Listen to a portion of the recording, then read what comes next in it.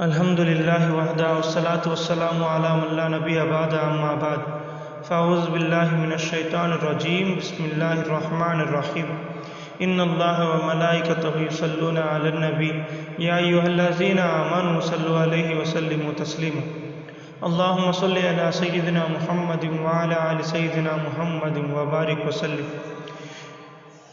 شیطان کے 4 حملے اور ان کا حل۔ شیطان کے 70,000 سے زیادہ حملے ہیں اور ان میں سے 4 مخصوص ایسے حملے ہیں جن سے اکابرین ہر وقت بچنے کی ترغیب دیتے ہیں۔ ان میں سے سب سے پہلا حملہ یہ ہے، بندے کے دل میں جب گناہ کے مطابق سوچ پیدا ہوتا ہے تو شیطان یہ خیال ڈال دیتا ہے گناہ کے مطابق کہ ایک مرتبہ صرف کر لو، دوبارہ نہیں کرو، اور بندہ سمجھ جاتا ہے کہ میں اب صرف ایک مرتبہ کر لوں گا، دوبارہ کبھی ریپیٹ نہیں کروں گا، اور یہ گناہ کرنے کے لیے آمادہ ہو جاتا ہے۔ جیسا کہ مثال کے طور پہ شرابی اپنے دوستوں کے ساتھ کسی فنکشن میں گیا تو دوستوں نے اسے شراب پینے کا اظہار کیا، لیکن اس نے منع کرتا رہا۔ اتنے میں شیطان نے حملہ کر دیا، اس کے دل میں ایک خیال پیدا ہو گیا کہ ایک مرتبہ صرف دوستوں کی خوشی کے لیے پی لوں اور دوبارہ کبھی پیوں گا نہیں۔ تو اس طرح یہ کبھی فنکشنوں میں پیتا جائے گا اور اس شراب کا عادی بن جائے گا، جیسا کہ ایڈکشن آف ڈرنکنگ۔ یہ ایڈکٹ ہو جائے گا، اس کا عادی بن جائے گا، اور ایسی حالت آ جائے گی شراب کے بنا یہ کھڑ بھی نہیں پائے گا، ہر وقت شراب کے نشے میں ٹولتا ڈھولتا رہ جائے گا۔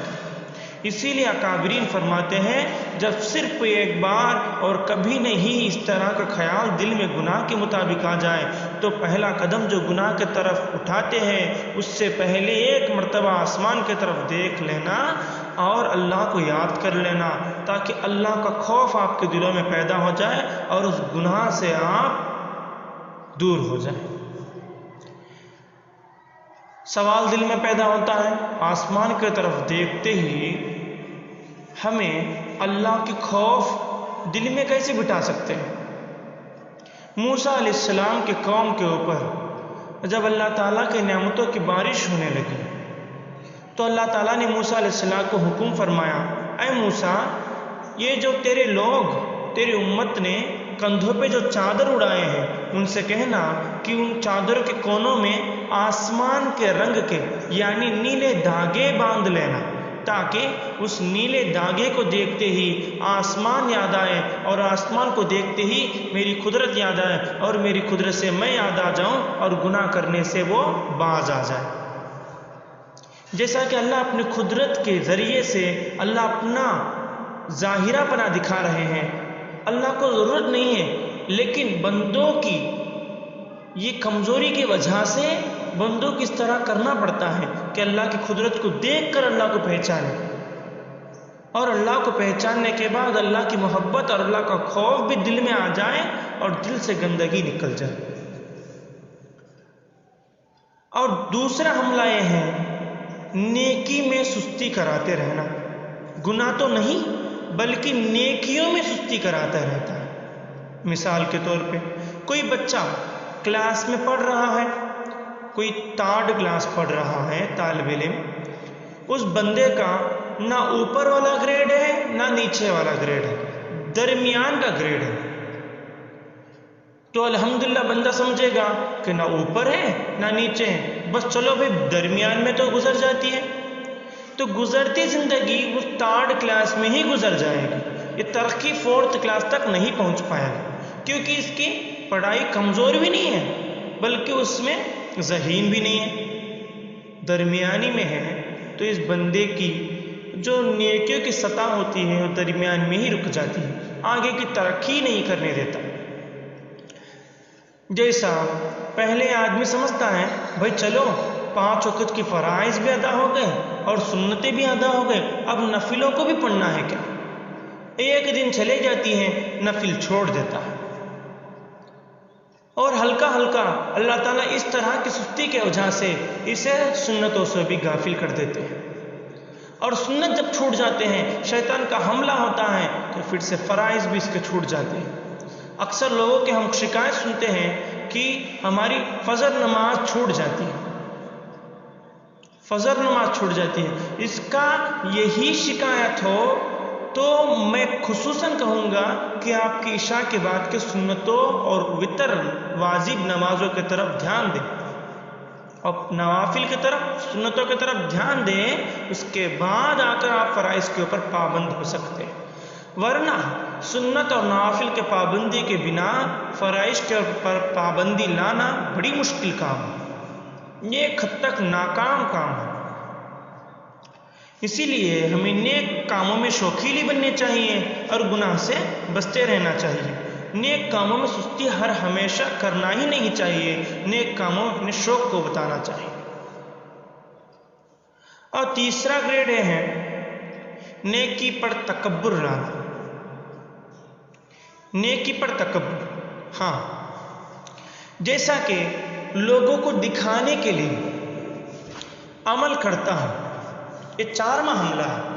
ہم سنتے آئے ہیں حاجی صاحب کا واقعہ کئی اکابرین کے زبان سے۔ ایک مرتبہ ایک بزرگ گئے ایک حاجی صاحب کو ملنے کے لیے۔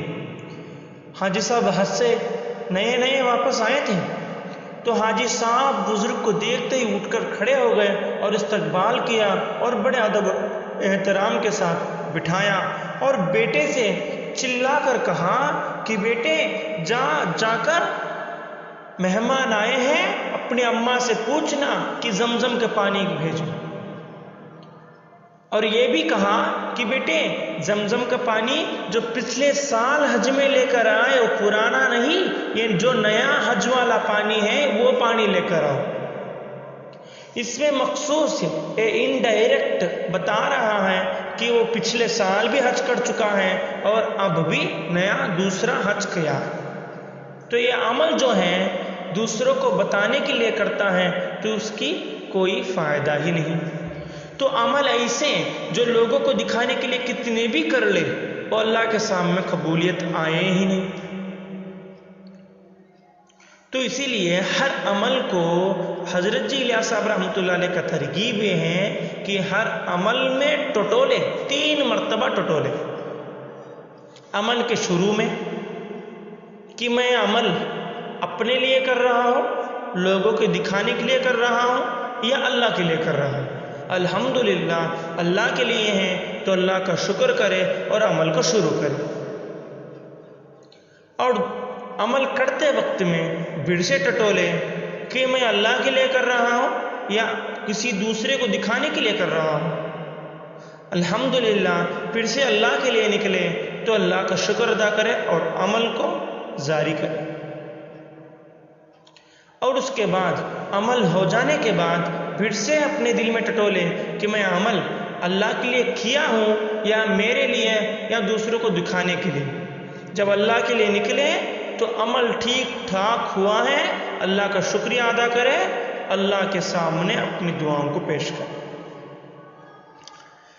یہ 3 مرتبہ ٹٹولنے کا جو ہے حضرت جی الیاس صاحب رحمۃ اللہ علیہ امت دعوت مسلمہ کو ترغیب دی جا گئی۔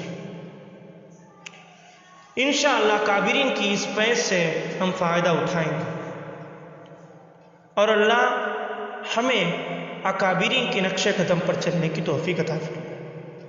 اور 4واں مخصوص حملہ یہ ہے کہ بندہ اپنے کو کچھ سمجھتا ہے۔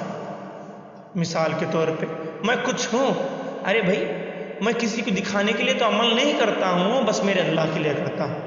میں فرائض پڑھتا ہوں، میں سنت پڑھتا ہوں، میں زکوٰۃ دیتا ہوں، میں حج کرتا ہوں، میں اللہ کے راستے میں چھلے جماعت نکالتا ہوں، میں تشکیلات کرتا ہوں، میں ملاقاتیں کرتا ہوں، میں جمعے کے بیانات کرتا ہوں، نمازیں پڑھاتا ہوں۔ اس طرح کے جب دل میں آ جائیں کہ میں کچھ ہوں تو یہ آدمی اور بھی ہیبت تارین ہونا چاہیے، کیونکہ اس کے سارے اعمال اسی طرح بگڑ جاتے ہیں جس طرح کہ بھینس کے اوپر پانی پڑ جاتی ہے۔ جب بھینس کے اوپر پانی پڑتا ہے تو زمین پہ گر جاتا ہے، کوئی فائدہ ہی نہیں ہوتا۔ اسی طرح اس کے اعمال جب اس سوچ سے بنے ہو کہ میں کچھ ہوں، میرے اعمال کی وجہ سے میں کچھ ہوں، تو اس کے اعمال بھی گئے پانی میں۔ جیسا کہ سمندر کے کنارے اس نے کچھ لکھا بڑے شوق اور اداس سے، اور سمندر کی ایک لہر آئی، سارے کے سارے لکھے ہوئے حروفوں کو مٹا کر چلے، اس کی ساری شوق اور محنت ضائع چلی جائے گی۔ اسی لیے ہمارے اکابرین فرماتے ہیں گناہ پر نہیں نیکی پر زیادہ ڈر لیا کرو۔ یہ ایک گناہ کا پلڑا جتنا بھاری ہوتا ہے اس سے کئی گنا زیادہ نیکی کے اوپر کچھ سمجھنا اپنے آپ کو، یہ گناہ زیادہ ہو جاتا ہے۔ ہمارے حضرت پیر ذوالفقار احمد نقشبندی دامت برکاتہم فرماتے ہیں کہ حضرت کو ایک مرتبہ افریقہ جنگل میں سیر کرنے کا موقع ملا۔ اللہ تعالیٰ نے ان کے قدموں کو افریقہ کے جنگل میں پہنچایا، تو افریقہ کے جنگل میں رہنے والے ایک فارسٹ آفیسر نے حضرت سے کہا، حضرت میں آج آپ کو ایک ایسا پودا دکھاؤں گا جو چھاؤں میں پلتا ہے۔ حضرت بڑے حیران، ارے بھائی پودے کو تو سورج کی روشنی، زمین کی طاقت اور پانی کی ضرورت ہوتی ہے تاکہ وہ بڑھ سکے، یہ تو کہتا ہے چھاؤں میں پلنے والا، سائے میں پلنے والا۔ حضرت گئے دیکھنے کے لیے تو دیکھا ایک بڑا جھاڑ ہے، اس کے نیچے ایک چھوٹا سا پودا لگا کر ہے۔ اس فارسٹ آفیسر نے دکھا کر کہا، حضرت یہ وہی جھاڑ ہے جو سائے کے نیچے پلتا ہے، بنا کسی سائے کے، یہ اگر دھوپ میں آ جائے تو کم از کم 3-2 گھنٹوں میں ہی جل جائے گا، کیونکہ یہ جو دھوپ کی روشنی ہوتی ہے وہ ڈائریکٹ اس کے اوپر پڑتی ہے تو اس کے پتے بالکل جل جاتے ہیں۔ اس کو چاہیے کہ کسی چھاؤں کے نیچے سے روشنی ہلکی ہلکی سی ملتی رہے، جو اس کے چاہیے وہ یہ لے گا اور جو اس کو نہیں چاہیے وہ اسے چھوڑ دے گا۔ حضرت بڑے حیران، اور اللہ کا قدرت ہے کہ اللہ تعالیٰ نے اس جھاڑ سے خوشبودار پھل نکالتے ہیں جس کا الائچی نام ہے۔ ہاں دوستو، الائچی ایسا ایک پودا ہے جو سائے کے نیچے پلتا ہے، جسے شاڈو پلانٹ بھی کہا جاتا ہے۔ اسی لیے ہمارے اللہ والے کہتے ہیں کہ ہر وقت اللہ والوں کی صحبت میں رہا کرو، جو آپ سے بڑے سمجھو اپنے آپ کو کم سمجھو۔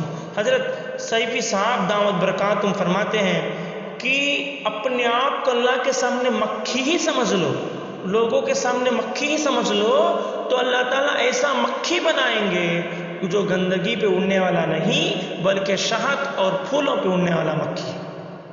مکھی 2 طرح کے ہیں نا، ایک گندگی پہ اڑنے والا، ایک شہد پہ اڑنے والا، لیکن شہد کی مکھی اپنے مکان پہ اعلیٰ ہے، یہ گندی مکھی اپنے مکان پہ نیچے ہے۔